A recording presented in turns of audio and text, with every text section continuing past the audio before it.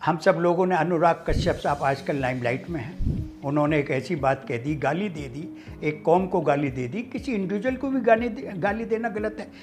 हो ये रहा है, मोदी विरोध से कुछ लोग इस हद तक ग्रस्त हैं कि सुबह शाम सोशल मीडिया पे मोदी के बारे में झूठ सच परोसते रहते हैं। हालांकि एक ग्रुप ऐसे भी है जो मोदी के बारे में, मोदी की हिमायत करने के बारे में भी झूठ सच परोसता रहता है, और कई बार ये सामाजिक सीमाएं पार कर जाते हैं।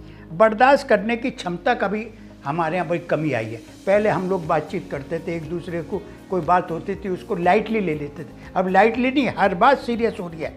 और चचा मिर्ज़ा गालिब ने उर्फ नौशी मियाँ के दुश्मन अक्सर चुन चुन के उन्हें गालियाँ दिया करते थे, कहते थे पागल है, पियक्कड़ है, गधा है।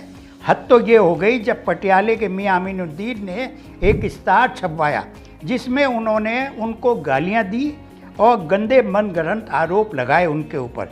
जब उनको दिखाया गया गालिब साहब को और पूछा गया कि आप इसका जवाब क्यों नहीं देते हैं, तो उन्होंने कहा अगर गधा आपको लात मारेगा तो क्या आप भी गधे को लात मारेंगे। फिर गालिब साहब तो बड़े मस्त आदमी थे, गालिब साहब 70 साल से ऊपर हो गए। अब उनके जो खत आते थे उसमें भी गालियाँ आती थी।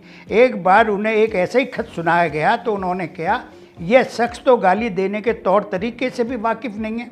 जिसको गाली देना चाहते हैं, अगर वो आदमी जवान है तो उसके लिए, उसकी पत्नी के लिए गाली दो, उसकी बेटी को गाली दो, रिजर्व रखो, और अगर बच्चा है तो उसकी माँ को गाली दो। लेकिन जो आदमी ये भी नहीं जानता कि 72 साल के बूढ़े को माँ की गाली दे रहा है, वो तो महामूर्ख है। तो इसलिए हमारे अंदर ये सहनशीलता की जो कमी आई है, इसके बारे में आप अपनी राय से अवगत कराएं कि ऐसा क्यों हुआ। हम लोग तो आपस में हंसी मजाक सब लोग करते थे, अब हम थोड़ी सी बात भी बर्दाश्त नहीं कर पाते हैं। आपकी राय का इंतजार रहेगा।